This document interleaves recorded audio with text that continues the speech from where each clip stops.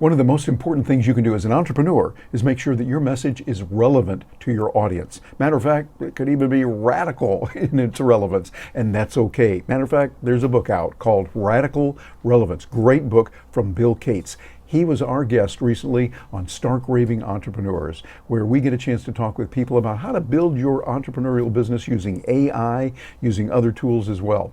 And Gina, Carr, and I'm Terry Brock, we are the host of this, and we wanted Bill to come on and share this, and it is so good, we wanted to bring this out of our vault, which is available for our members, and share it with you, so that you'll be able to get some ideas on how you can tailor your message to be even more radically relevant in your marketplace. Get ready to take some notes. You're going to love this session because it's going to give you what you need to get it done. Join me now as we get a chance to talk to and hear from Bill Cates. So we've got some good things there, but now what I want to do is move on to the reason we're here today predominantly is we want to hear on how we can get ourselves aligned with what is going to help us to achieve the greatness that we want and be able to work with that. To do these things more, what we want to do is we want to make sure that we are very relevant. And that means even go to the point of being radically relevant. And we want to make sure that we have radical relevance. This is the book by Bill Cates. And this book, I love it. Talks about sharpen your marketing message, cut through the noise, win more ideal clients. And that key phrase there, I think, is important. Those two words, ideal clients, not just anybody and everybody, but be really focused on this. Bill is a person, he's an entrepreneur, been out there for almost 40 years. He started, built, and has 2 successful book publishing companies. After the sale of the second publishing company, Bill decided the last 25 years to the art of science of relationship marketing, something that is near and dear to me as well. We talk about relationship marketing a lot. He has 3 books on the topic of referrals, Get More Referrals Now, Don't Keep Me a Secret, and Beyond Referrals. Bill has turned his attention now to helping businesses and professionals develop and communicate more relevant and compelling value. That's a key. These value propositions he has now, doing that to win ideal clients or customers. His latest book is, you're seeing it right here, Radical Relevance, and he has got something there. I have read this book. I've got to tell you, it is really worth it to look into it.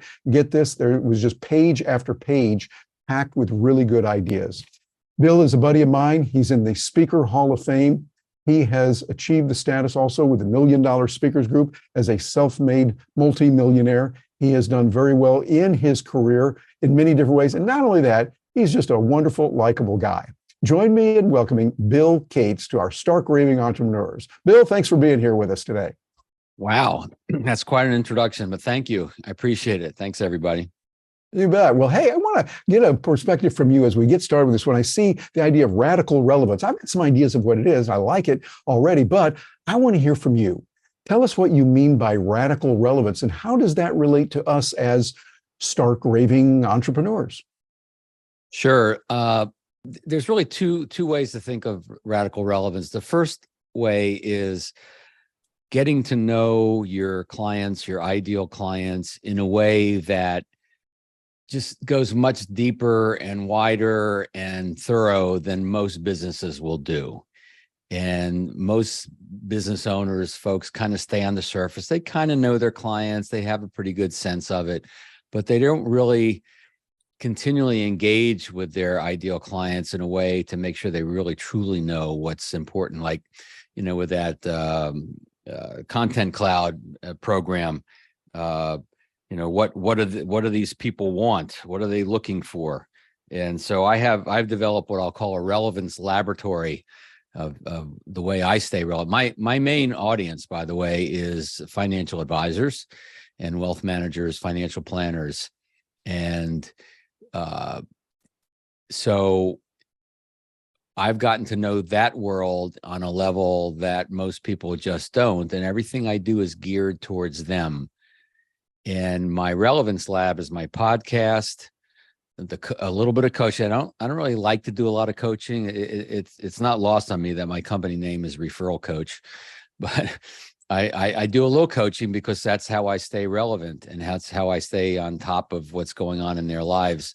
Podcast has been a boon for me. We should talk about that at some point.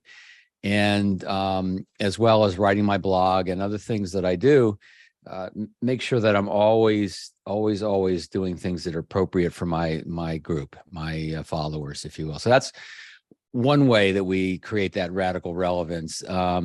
The other is in how we write the copy that we try to attract them, that we get as clear as possible, and we care so much about them that they think we are one of them, even if we aren't.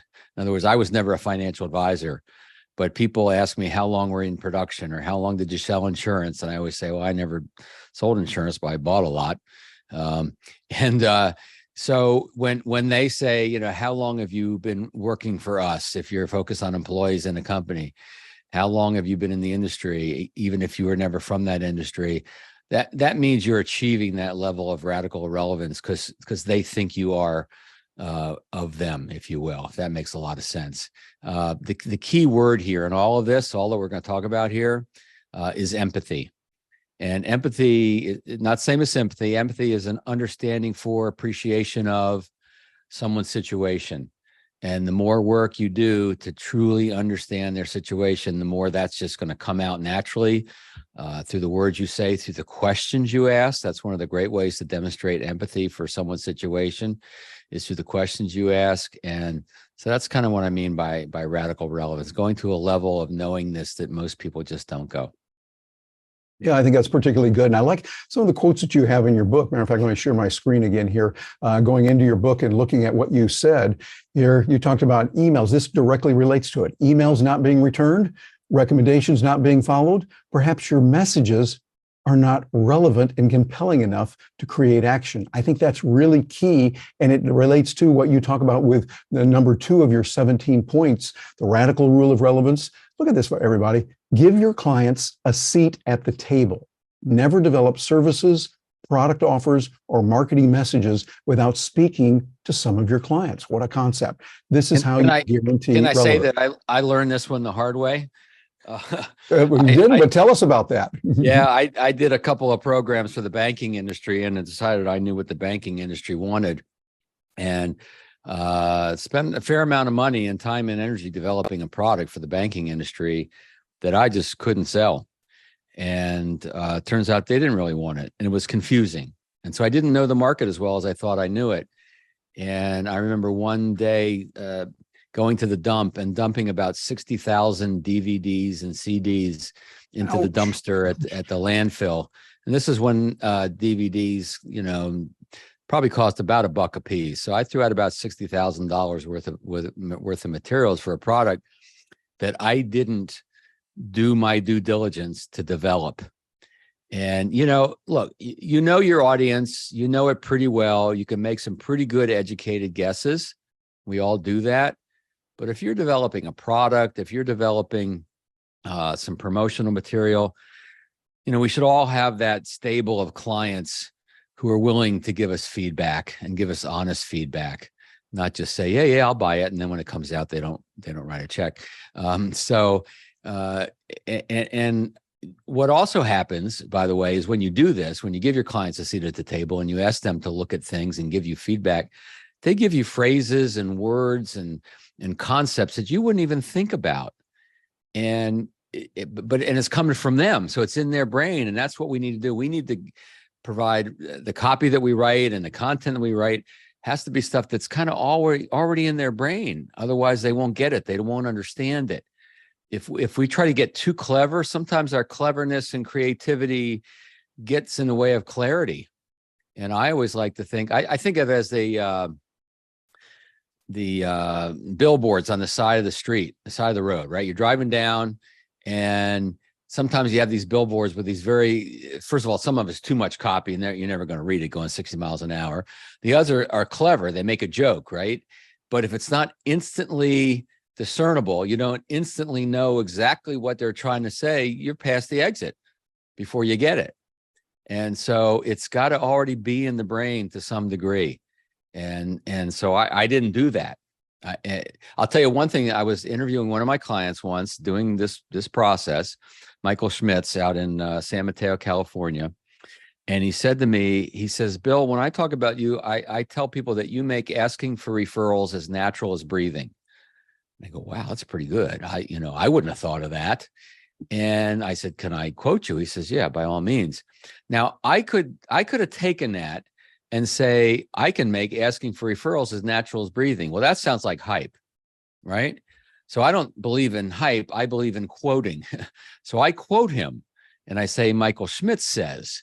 And so whenever you get this great stuff that clients say to you, quote them, because what that does is it allows you to say that thing without being hypey. And it also creates that social proof that we know is also very important.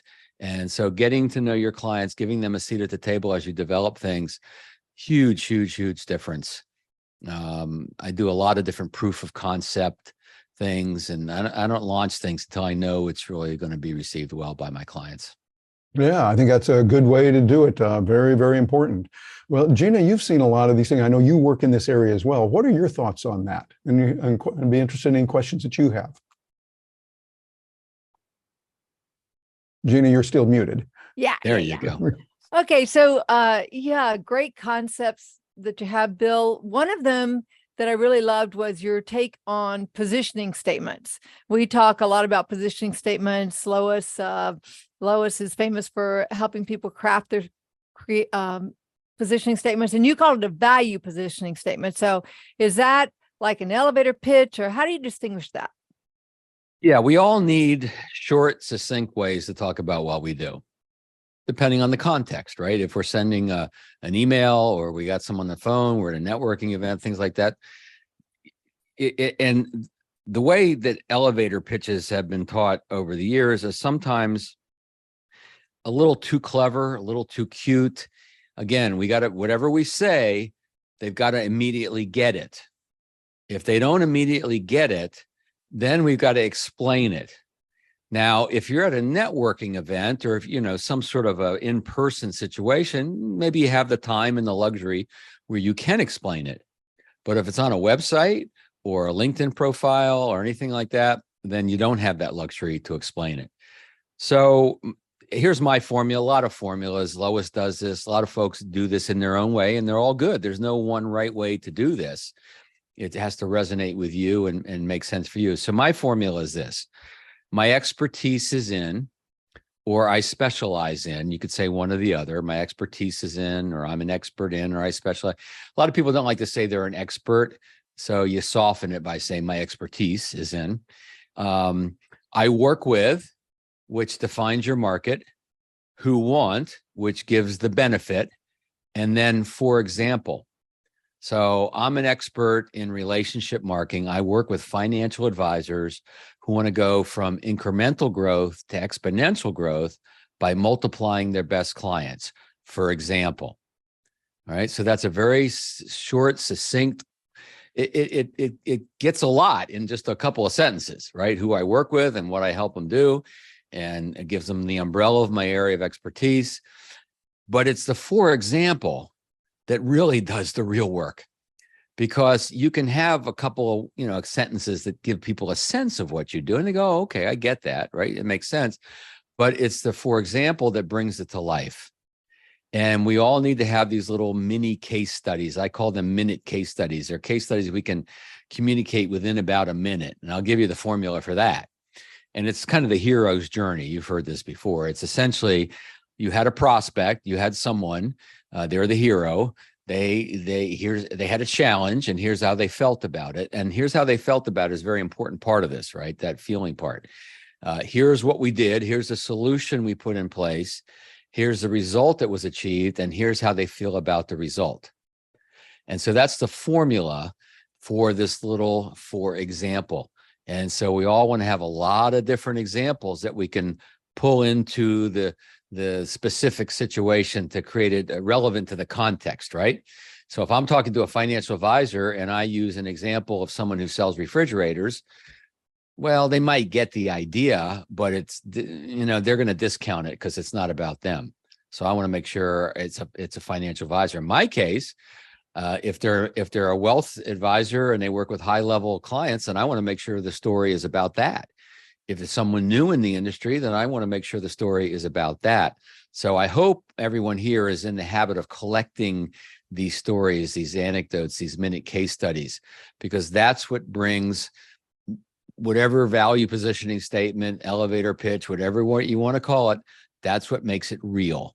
That's what brings it to life. And that's what gives it the real oomph that we need when we communicate our value. Yeah, Bill, that is really good. You put it together so it comes across in a real way, not like, oh, you've said this before. You're giving me your elevator speech. But what you're doing is you're coming across and you're helping me. And I really like my expertise is in rather than I'm an expert in. And can I add one thing to this? Yes, please. If you find yourself in a social setting, and someone says, "What do you do?" Thanksgiving's not too far along. You have a long lost relatives there, and they say, "So what is that again? You do?" You don't launch into your elevator pitch, okay? You say, "Well, my expertise is in." Start with a story. Let me give you an example. Because when you're in social settings, what do? We tell stories. Right? The story of the day, the story of the week, the story of a vacation, the story of whatever, right? So bring it with a story, and then you reverse engineer it, right? So you tell the story, you say, so let me give you an example. And then I give the example. So in a nutshell, my expertise is I work with who want to. And now they're not going to feel like you just launched into your elevator pitch in a setting that just wasn't right for the elevator pitch. Yeah, it sounds much more natural. It's kind of, this is what we did. Matter of fact, last week we were working with a client and we did such and such, something like that. Brings it to life, makes it real, shows your passion for it. Absolutely. Well, Bill, the 17 principles that you put in the book, I went through and looked at those and saw them as I was reading the book. Really good. I mean, 17 is a lot, but if you had to narrow it down to just a couple of maybe 2 or 3 that you thought, okay, these are resonating with people even more, what would be a couple of those, 2 or 3 of those principles that you have? Yeah. So you shared one already, which was give your clients a seat at the table. That's number 2. Yeah. The first one, and this is what draws all the work I've done with referrals into this content around relevance, is the shortest route, the straightest line to relevance with someone who doesn't know you is an introduction from someone they already know. So if you want to be relevant with a prospect, get referred, get introduced. That's the easiest, fastest, straightest line to relevance. Now, I'm not saying that you can't do other marketing things, and maybe you should, but that's usually going to be the straightest line to relevance. So that's the first one in the book. Another one is value is in the eye of the beholder. And what that means, of course, is we may think we're giving value. We may even know we're giving value. But if the client isn't recognizing it, it doesn't really see it, then it's not really fully done yet, is it? And so I teach a technique called a value discussion, and we check in and we make sure that clients are seeing the value. Sometimes we have to teach a little bit. I'll give you one more. I get a lot of them here, obviously, but only differences that matter. There's a lot of conversation around, you got to know what makes you different. You got to know what makes you different. Well, yeah, sometimes. It depends on the context. If you're a speaker, consultant, coach, and they're shopping around trying to figure out who to use, it's good to know what makes you a little different than somebody else, and that might be helpful. What they really want, though, is, are you right for me? Right? That's the final decision that people are making. Are you right for me? Are you the right speaker, consultant, whatever it may be? And so there are some differences that will grab attention, but won't really help you win the business. There are other differences that will actually help you win the business. So, for example, when I focus with financial advisors and I give them stories and examples, and I say, and I talk about my podcast, it's all for them. I've got some differentiators in there that make them want to work with me. They help me actually win the business, as opposed to superficial differences like, all my marketing material is in purple or whatever. You want to look a little different. You don't always look the same, but you got to have some substance behind that difference. Otherwise, it really just doesn't matter. It's not going to help you win the business. So those are a few of the 17. Yeah, I think those are really good. And as you go through and you talk about those, I find that they're really important on that. Are you seeing anything that's working today, particularly with these 17 rules because of AI and what we're doing? And what do we need to be aware of today for making ourselves more relevant than ever? Well, I don't know that I'm seeing something, but I'll tell you what I'm doing. And here's what I mean by this. AI is great. I use Chat GPT all the time. And so a couple of thoughts. First of all, whenever, you talked earlier, Terry, about when you're stuck and you're not sure what you're going to write about. I remember our colleague, Ron Culberson, once said, there's no such thing as writer's block. There's just thinker's block. And when you think about it, that's really what it is, right? So you could take a walk, you have a friend ask you questions about it. There's different ways to trigger. Now, Chat GPT or other tools like that can help trigger the thinking, right? And I've used that. I wrote an article that it would have taken me weeks to write, wrote it in a couple of hours using Chat GPT. However, please, and hopefully you all know this, so you wouldn't be in this group, you got to turn it into your own stuff. You got to change it. You got to fix it. You got to make it even more relevant to your audience, because Chat GPT is making a good guess, and they make pretty good guesses sometimes, but you really got to make it work. I'll tell you another place that I've used it is actually in my coaching. So I just started doing this, and it's actually worked pretty cool. So I'll be on a coaching call, and I'll be helping people with their value proposition, different elements of it. And I was working with a guy not too long ago. His name is Trey. And he came up with this short paragraph explaining what he did and who he served. And it wasn't good. We both knew it wasn't good. I was stuck. I couldn't quite figure out. So I just took it and put it in Chat GPT. And I said, take this paragraph, make it shorter and easier to understand. And it came out, within seconds with something was actually pretty darn good. And so I've been using that a little bit more to help me. ChatGPT is, this is only as good as the prompts, right?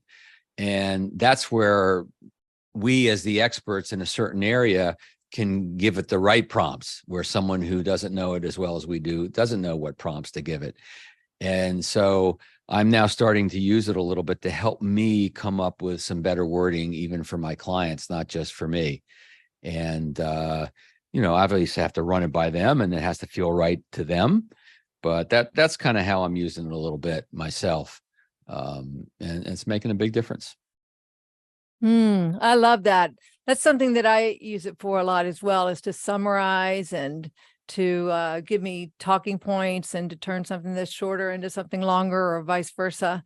So I think that's good for so titles. helpful. Yep. Yeah. And it's great for creating courses, which I know is something that you've done in the past. You were talking about it earlier, creating a course that wasn't as popular. But for those that have been popular, I know you've had some success with that in terms of licensing your material to organizations, and something that you've shared in the past that I just still am continue to be amazed. So could you share how that has worked for you and been a big part of your business? Been a huge part of my business, and for over 22 years now, I guess. In fact, with Bankers Life, we just renewed a licensing deal into its 22nd year. I just got the go ahead to renew the deal. So for 22 years, they've been paying me $50,000 a year. And my cost per sale is virtually nothing. I just send them the files, the videos of my course that I use for other purposes anyway. So they've licensed my content. They've licensed my intellectual property. You know this, as content creators, the most important asset we have is the intellectual property that we create. So what happened essentially for me is, long time ago, Mutual of Omaha asked me they were hiring me to speak around the country, but they just couldn't keep doing that. They couldn't afford it, didn't make sense, blah, blah, blah. And so we put it on video. And so all of my licensing deals, for almost everyone, has been video based. In other words, I'm creating the video either on my own or sometimes in conjunction with the client, and they're licensing the right to train with the videos. to use the course in the videos, and they pay me a right to use that. If we're producing with them, they also pay me for production costs and things like that. Just did a $200,000 deal with New York Life. Incredible experience, by the way. I wrote what I thought was going to be copy for me doing a teleprompter, right? Just standing in the studio, reading teleprompter, graphics would fly in and all that standard kind of course stuff, right? Well, they actually turned it over to someone who was a screenwriter, and she actually turned it into a show where it was like I was being interviewed on this news show every hour. It was the marketing hour. And the gal that was interviewing me was Anderson Cooper's first co-anchor when he got started on CNN. And they hired actors from New York, and it was just an amazing experience. But there's a situation where they pay me a lot of money to write it and then be in it. And then now they're also paying me for the right to use my intellectual property, my content, because I own that. Even though they're using it and I created it with them, I still own that. And so and we could go on and on around that, but I sometimes call this printing money legally. And I do this when I speak at chapters in NSA and stuff, because what happens is when I contact these licensing clients, I'll say, would you like to renew?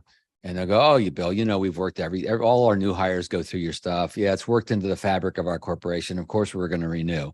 So I just go into this renewal contract and change 2022 to 2023 and send it over, and they cut a check. That's my cost of sale. That's what it costs to make that 50, 40, 75. Got one that's 100,000, right? So finding ways to license your intellectual property is it's probably one of the most powerful content creator revenue producers that you can do. Now that is some powerful information. Bill gave us a lot of good ideas that we can use in a big way, and I would encourage you to implement those. Not just listen to it. These are good, but you want to implement it. Write down what you're going to do and put it into action and make it happen. We do that for you at Stark Raving Entrepreneurs. We'd love to have you come over and take a peek, see if it's right for you. StarkRavingEntrepreneurs.com is where you go. You'll be able to find out about that and what we have. We've got a lot of goodies waiting for you there as well. And you can reach Bill. Reach out to Bill and find out what he can do to help you, your group. Check into the resources. He's got some great ideas. And that'll be Bill Cates at referralcoach.com. So Bill at referralcoach.com. He has helped people to learn how to build their business and done it in some amazing ways. And to help you even more, we've got some other videos waiting for you here that you're going to be able to click on and get a lot of good information about building your entrepreneurial business. I'm Terry Brock. Thank you very much for joining us.